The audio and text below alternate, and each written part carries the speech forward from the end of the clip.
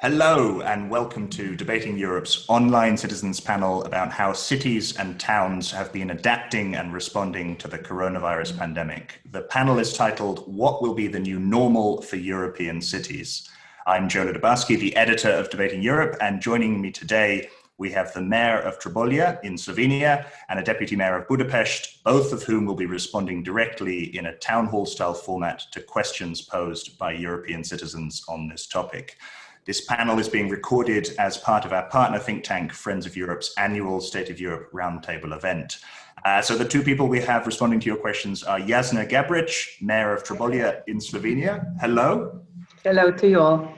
Thank you very much, Jasna. And we also have Gabor Körpel-Fronius, Deputy Mayor of Budapest in charge of Smart City and Public Involvement. Welcome. Hello, everybody.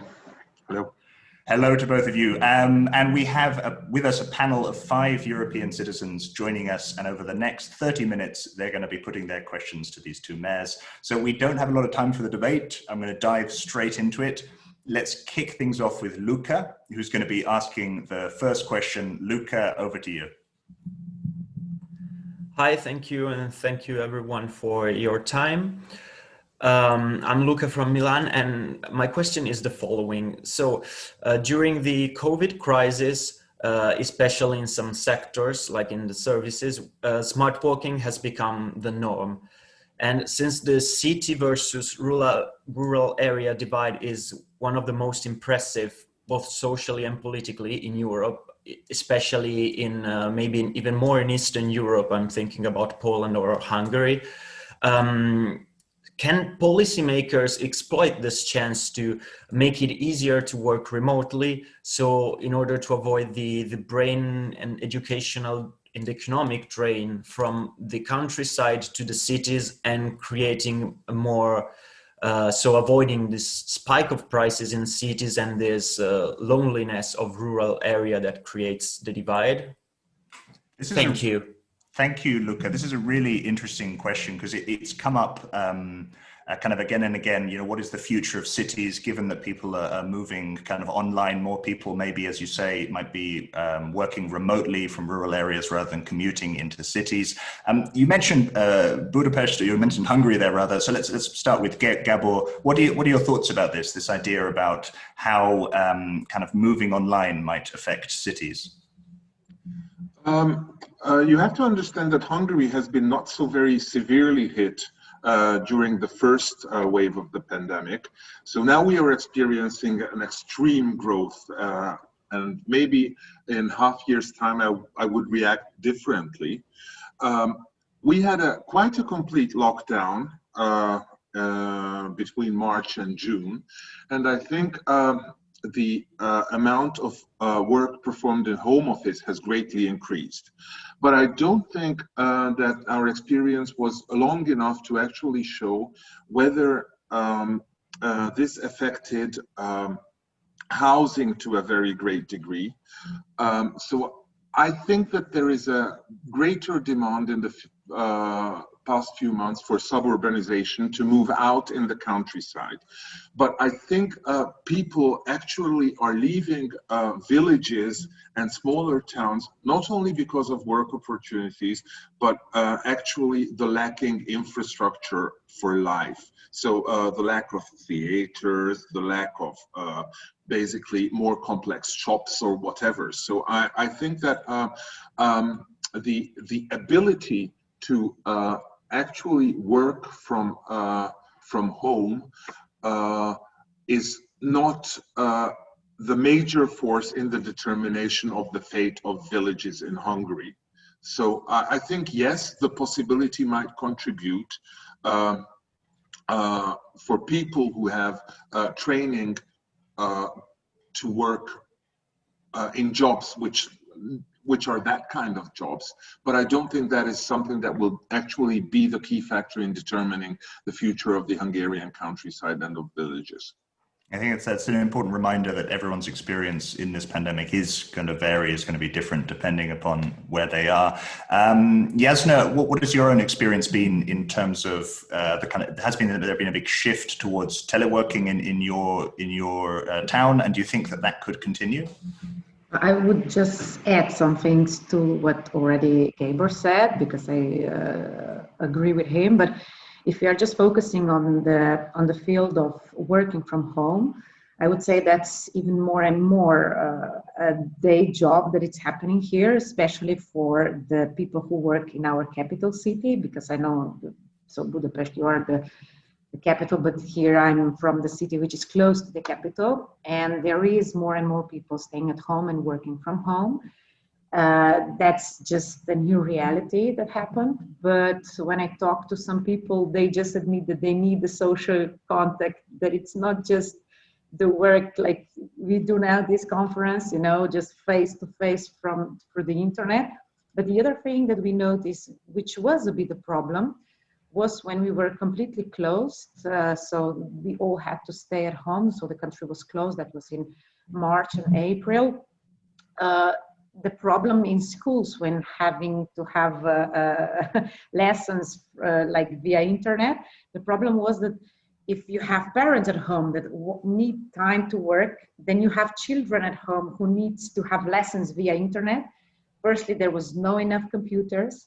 Secondly, because mother and example, the son can't use the same computer at the same time, so there was not enough of this equipment. The other thing was that there was a problem how to use, even for the children, not just for Facebook, and Instagram. That was just another dimension, how to use the computer and internet for something else than just the social media, and how to work and connect to the other pupils from the same school. So that were the things that we had to learn, and I think that if the winter will be the same as it was March or April, but I hope that it won't, we have some really issues how to do this, that it will work out as it should.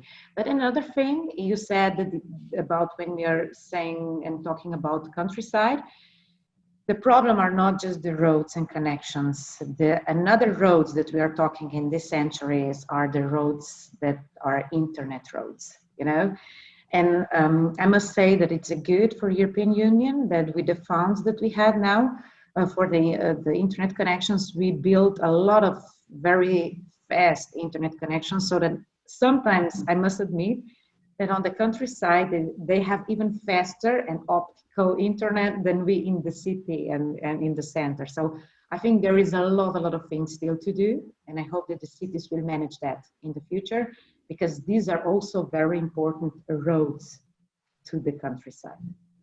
Thank you. Okay, Luca, did you want to come back? Did you have a follow-up question, or should we move on to the next? No, just maybe my impression is it's skewed being Italian. There's many people from southern Italy who work in Milan or in the north, and during the pandemic they've gone back working in Naples, Palermo, or because they're still city, very beautiful according to many, and they still have friends and connections, so they can work and also take care of their everyday life there. Maybe it's not the same situation in every country. Okay, let's move on to Ricardo. I think you have a question first. What's your question?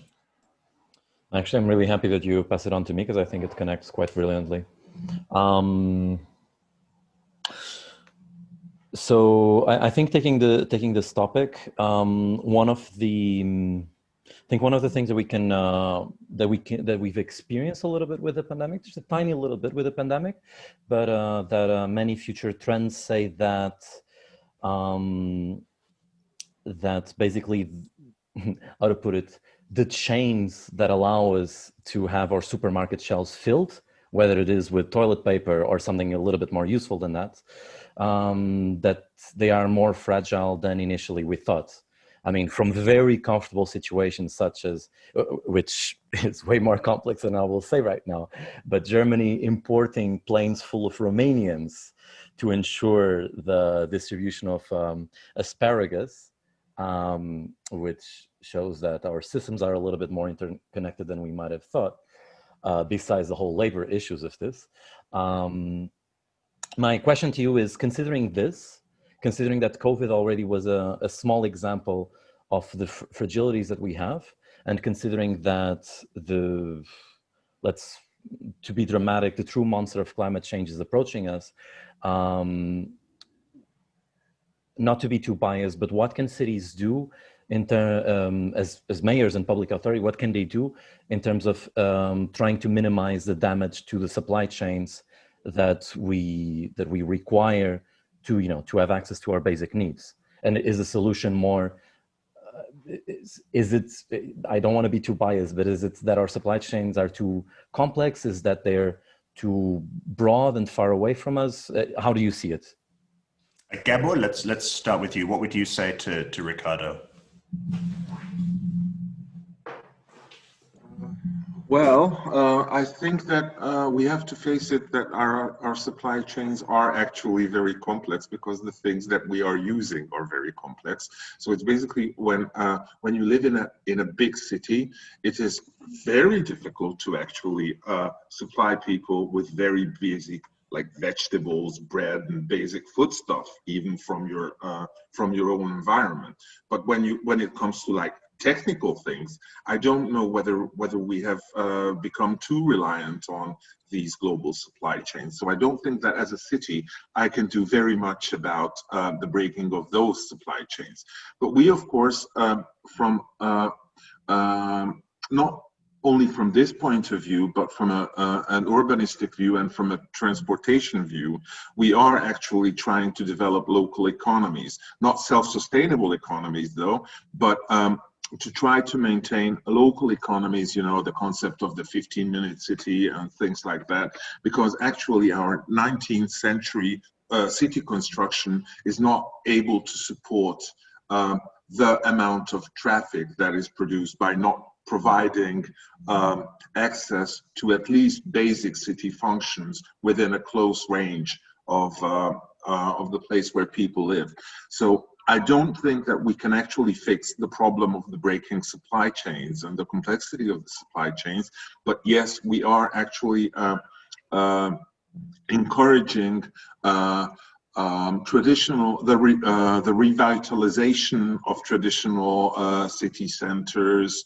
So it's not a capital level centralization, but local neighborhoods should have their centers. So in this sense, yes, we are actually very much focusing on this aspect.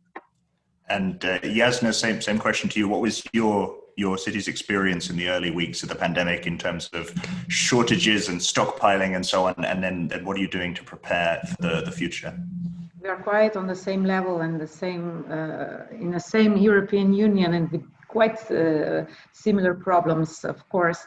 That was the main question, the self-sufficiency of the European Union and on the national, and then of course also on local levels, but we are all connected. So mainly I agree, this is especially a thing that has to be tackled and dealt on the national and European level, because the supply chains and all these markets are completely out of range of locals.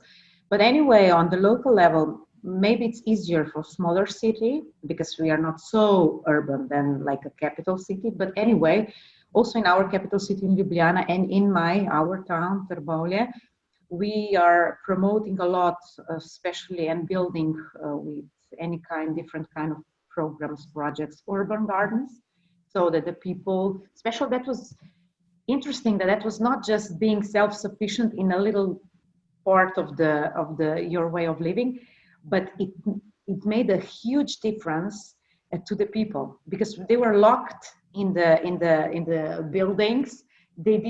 They shouldn't go anywhere, but they had their own gardens. So, and I must say that we have more than hundreds contracts with the citizens, because our municipality owns more than hundreds urban gardens.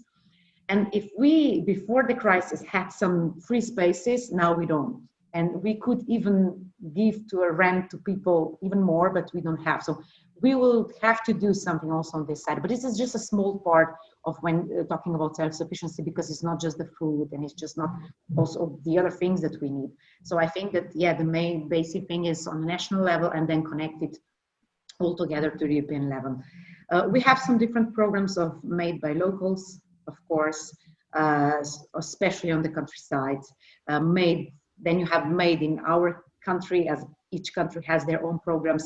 So I think that the focus in the future will be also on this niche, if I may call it like that, not just that it's eco and it's friendly to nature, but it's also in front of you. It's there, close to you. It's not from anywhere else. So I think this programs has a lot of things to do in the future.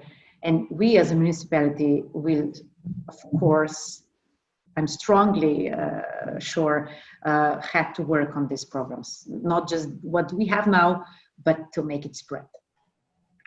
Okay, the first two questions are kind of built on this assumption, I think, that behaviors have to change. We have to have a kind of new normal. Baz has a question. I'm going to ask you to put your question about, whether this assumption is going to hold true for large numbers of people. Baz, what's your question? So my question, it's about the young people, but also the older people. We don't have we don't have that much patience. Patience runs out at a time. So I was wondering, under the current circumstances, people could start a revolt if they don't want a new normal. How could we stop this from happening? Think about the influencers on social media who has a huge follower base. Think about millions of followers that almost every one of those followers does exactly what the influencer tells to do. So what if an influencer posts on a story or on Instagram or Facebook or YouTube, go on the streets, I don't want a new normal, go against the government, go against the rules. We saw it happening in the Netherlands a week before. Luckily, it all went good. But how can we prevent from happening this? So basically, my question is, if an influencer or somebody who has a big audience that listens to them, and they say, go against the rules, don't listen to it, think about Trump, and start a revolt against the new normal, how can we prevent this from happening?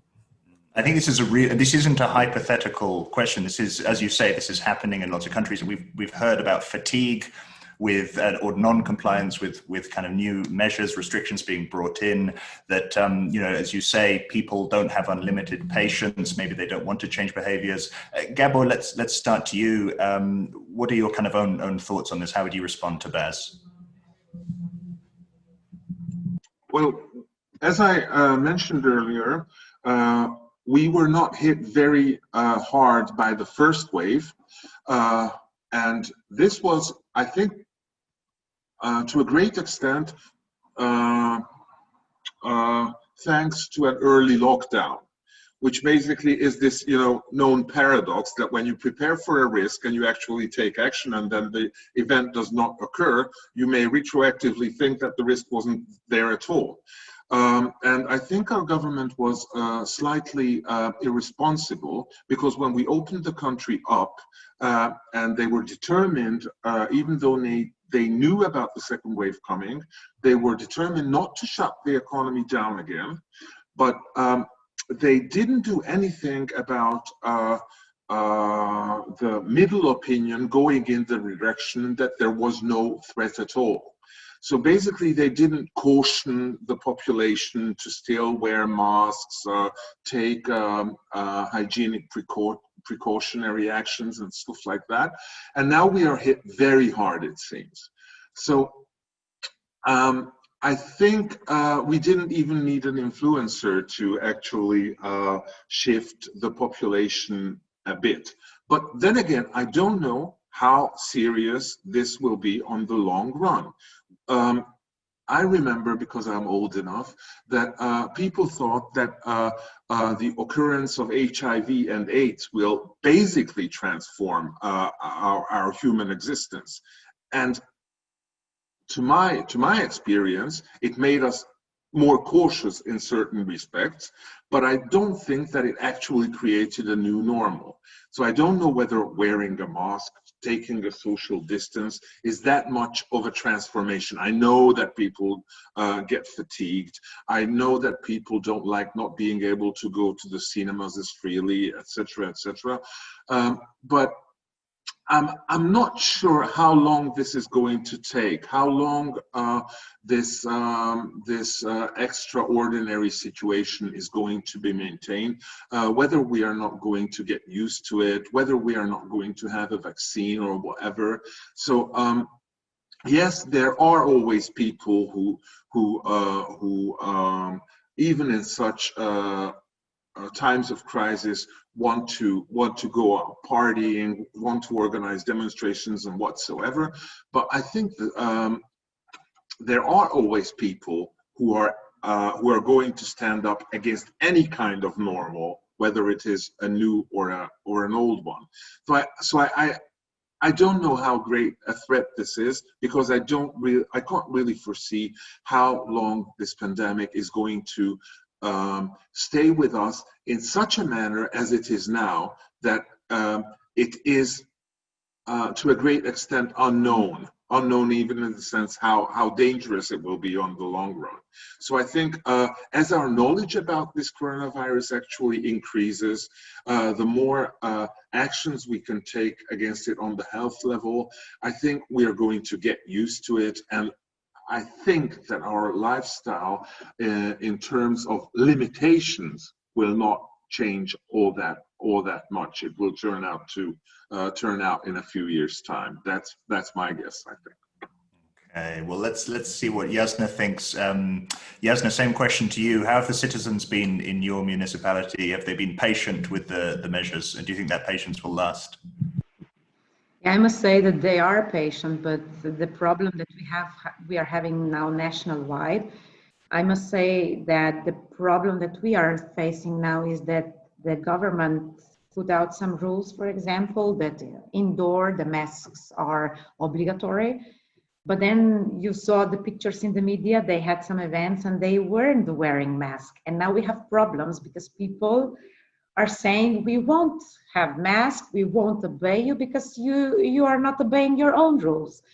And now we are in contradiction now what to do. I think that the government had some a little bit problems when discussing, and sometimes even having word fights between them. Like somebody says the mask will be obligatory in schools, then the other speaker of the government said maybe they won't be tomorrow anymore, and the people are confused. So the main thing is, and then even the influencers wouldn't have any work to do if the governments all around Europe would know what they're saying. If they put out some rules, the first one that have to obey them are themselves, so the government, and then down. So I'm trying to be not the role model, but if we have some rules, then I'm one of the first, the mayors, the ministers, all the people on functions that have to obey them if we have some rules and that we accept them. Otherwise, there's no point of having any rules, right? And when you mentioned the Trump in the question, I would say maybe, yeah, of course, the Trump is like, that's not the problem. There's no coronavirus, or if we have it, look me, I'm strong and I pass it. Yeah, no, it's not like that. I think the results of that kind of communication and of mindset that he's spreading around, you can see in the numbers of the victims of coronavirus. So if I would be a president and saying like that, I can't be proud when I'm looking at the numbers, how many people died, how many people are in hospitals.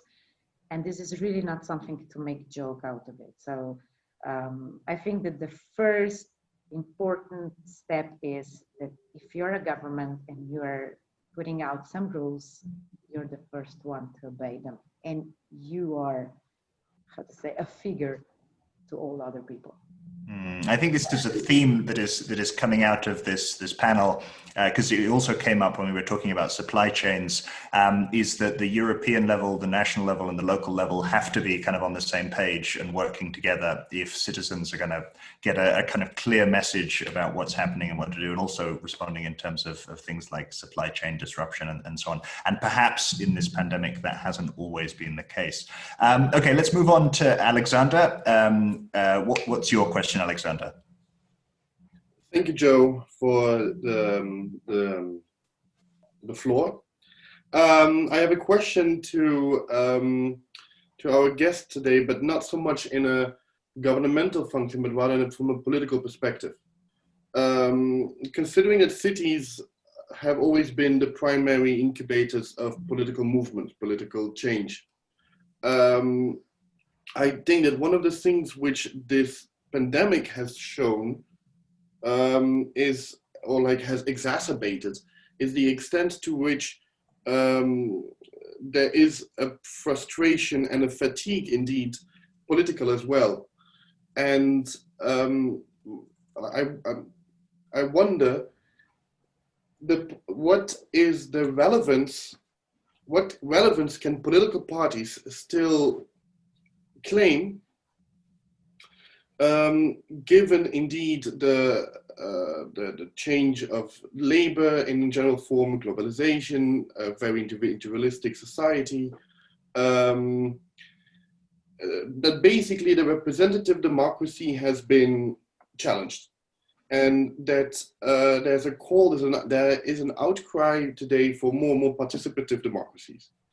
And then the question for me is, what role should political parties play transitioning, facilitating, or eventually even participating, leading this change into participative democracies, and what would it look like?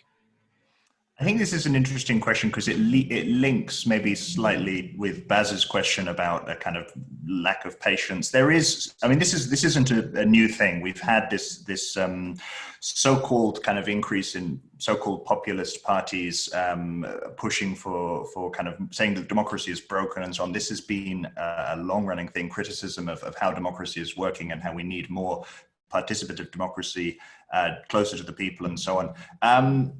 Again, this is interesting because democracy closer to the people, it's interesting to have two representatives of local government here to maybe talk about their own thoughts on this. Gabor, let's start with you. How would you respond to Alexander? Do you see kind of like a movement, I don't want to say opportunity, but any kind of movement in terms of what democracy looks like through the pandemic? I would, in the remaining two questions, I would actually very welcome that Jasna gets the floor first, because it's always me who is starting, and I'm starting to feel very impolite, not because of the gender thing, but just like always beginning. Actually, this is something that we are approaching from a very different angle. You may know that under Viktor Orban, there is quite an autocratic government in Hungary. And our local administration in the capital city is an opposition city leadership. So actually, we are trying to introduce some traits of participatory government within the city administration, actually to show that our culture, our political values are very different from the kind of values that the autocratic Orban government has. So actually, I'm not feeling threatened by the increase of participatory traits in the leadership of Budapest. We are actually trying to encourage it. We are experimenting with different tools in order to involve people much more in the decision making. So we have our participatory budget. We have our I forgot the name. So a citizens assembly and things like that. We are very much relying on community planning in our different projects. But then again, I completely understand that the tools we are actually using are those tools that in other more luckier democracies have actually been developed in order to try to bridge the void that has been left by the professionalization of politics, the distance between professional politicians, professional administrations. So yes, I think that that we are experiencing the same things So these problems exist, but I think these are overwritten by the general autocratic trend in the Hungarian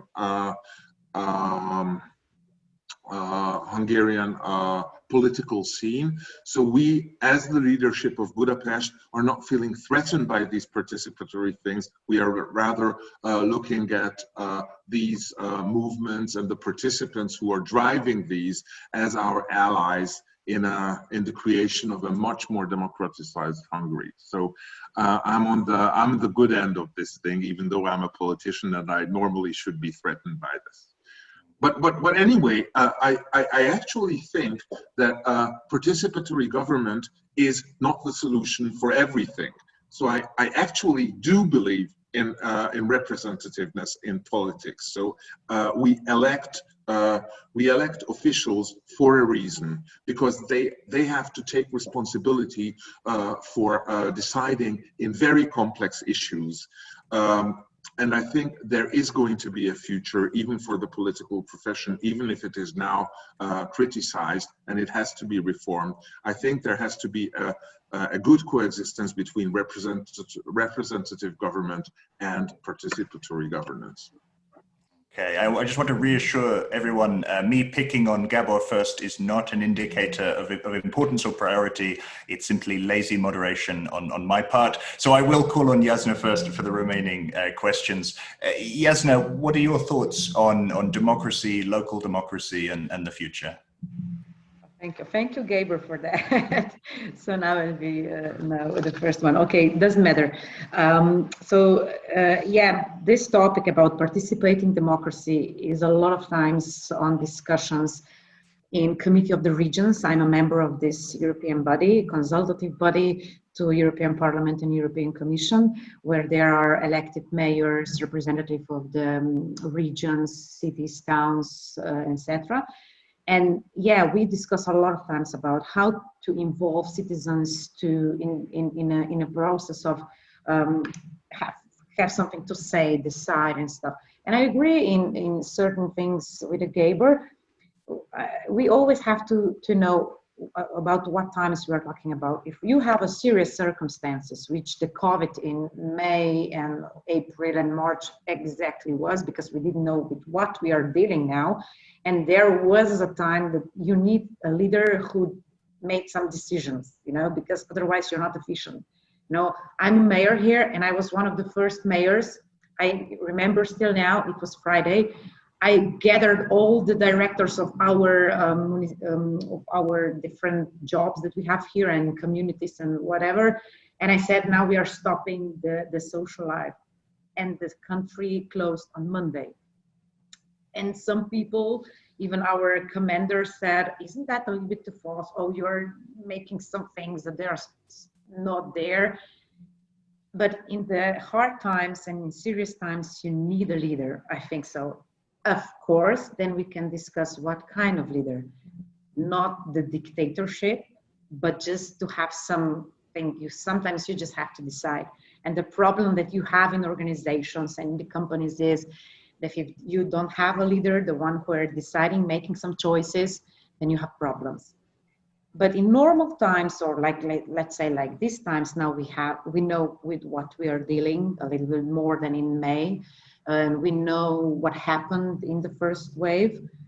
It's time, to discuss and to see what also people think. But anyway, as I said in my country now, still, you have people who are working like in the medical field of view. So you have to, as a politicians, to hear them, to communicate with them, and to make them decisions. They're not just your political decisions, but that they are decisions that are coming from the field of what is then important. So this is now medicine, the doctors, let's say, and the scientists, what to do, should we wear a mask or not? Who am I to decide if yes or not? It will be a political or decision of someone who is working on this field, This is then what we are starting to discuss, yeah? So not the decisions shouldn't be only political, but the politicians are here to hear them, to hear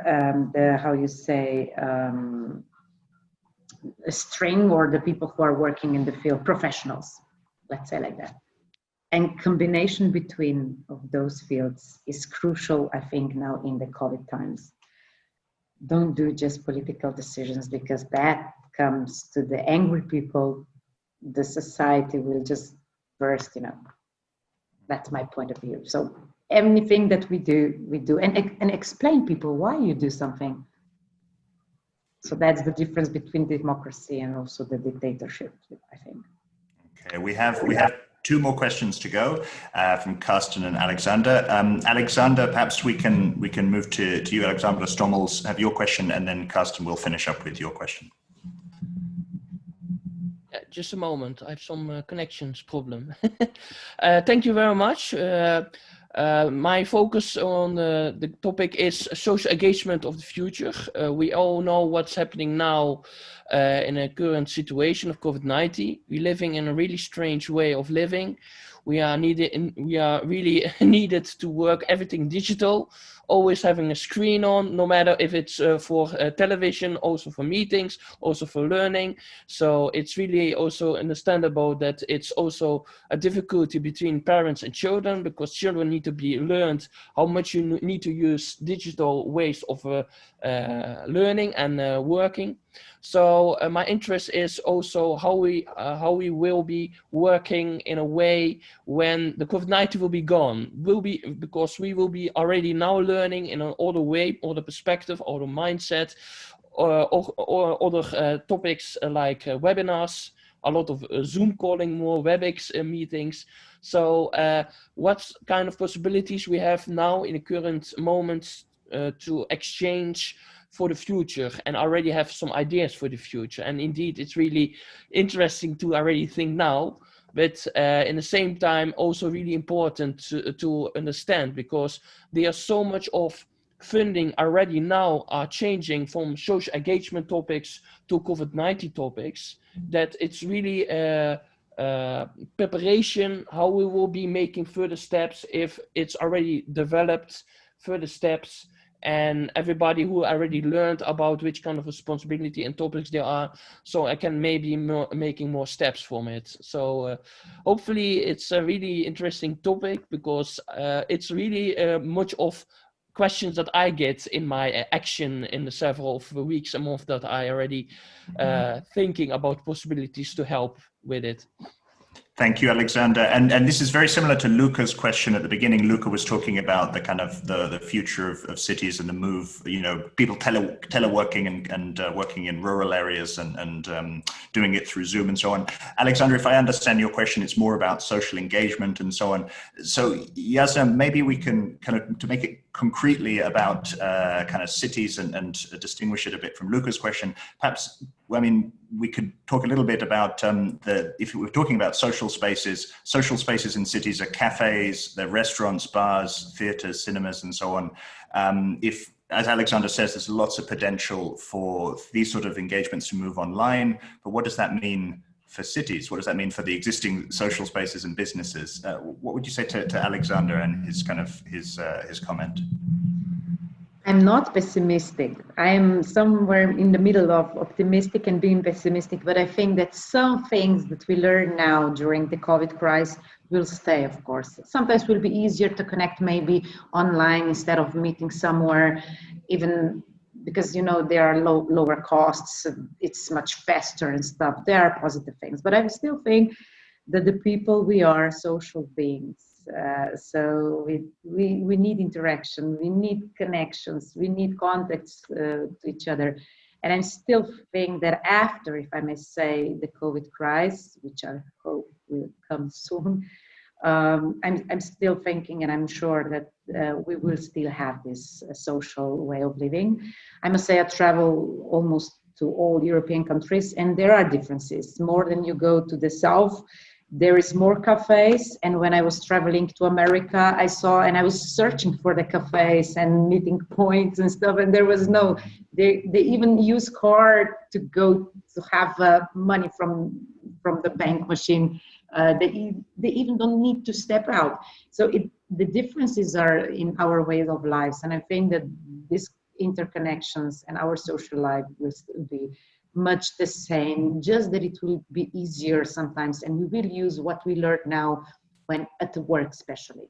But our free time and social time, I think it's quite different, you know, to drink a coffee with you, being and sitting to each other, than like this. So yeah, I think no, we are social beings, human beings. So this will stay.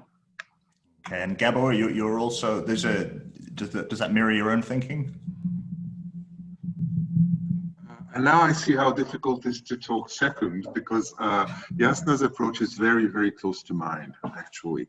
And I would like to add that a proof of how much we are social beings is actually that when we approached the lockdown, municipalities actually had a very hard time in arranging supply for old people, people in quarantine and stuff like that. And a lot of volunteers emerged and were doing chores like that on a day-by-day basis, even though it was potentially a risk to their own health where everybody else was withdrawn, and they were doing it for other people. And yes, you need interactions with other people. We are social beings. I think that these tools that we use, actually, those that are convenient will stay with us. I think that when we have a green crisis on us, and when we are actually scolding people who are frequent flyers, I think being able to make conferences on Zoom, being able to talk to people who are on the other side of the world, is going to be useful. But there is, of course, a trade-off. And there are some times when I want to talk to a friend of mine who lives 2 corners away. It's probably easier to chat, but when we have a half hour, we go down to the local cafe, have a coffee, because it has a different feeling. So I think, and not only I think does it depend on the north-south thing. Even people's habits change in their own lifetime. I mean, you're maybe more social in your teen years, then you have your children, you are much more withdrawn, then they grow up, you go out. So I think there are a lot of things that affect our sociability, the way we use technical things, and I think COVID right now is an important factor in this respect, but I think it will not be an absolutely overwhelming factor. It will be one of the factors in our decisions. That's my take. We're 5 minutes over, but I really want to have Carsten ask his question. So, Carsten, just to finish us off, what's your question? Thank you, Joe. Yes, as Mayor Gabriel said before, this sort of relationship between, let's say, the experts and politicians sometimes is a tense one. So I just wanted to know whether your guests believe there is an actual tension, and how much do the political and sort of economic leaders of our European society listen to scientific practitioners in education, in culture, those who are there on the ground, just as was said. Thank you. Yes, no, what would you say? You always can say that it could be better, right? But anyway, I'm a politician and I know someone is expert, and we have to hear each other, and listen to each other. It's not such an easy way. It's not easy for me as a politician, and I know that certainly it's not easy for the experts. So sometimes somewhere in a half of way we have to meet. It's not okay that politicians do not maybe listen sometimes experts, and it's not okay that expert doesn't listen to politicians, because these are 2 words that just have to meet somewhere and live with each other. It's not that easy. Then I say, like, expert would lock down the whole country, but me as a politician, I know what that means. I know how many people will suffer. I know that maybe you won't die because of COVID, but you will die because of the depression, and you will do a suicide and stuff. It's not only the black and white color. And I think that we all have to put much more effort. Me as a politicians to understand the expert, and I think it's vice versa. Expert has to understand the politicians, and somewhere between we have to meet. And I think that would be the best way.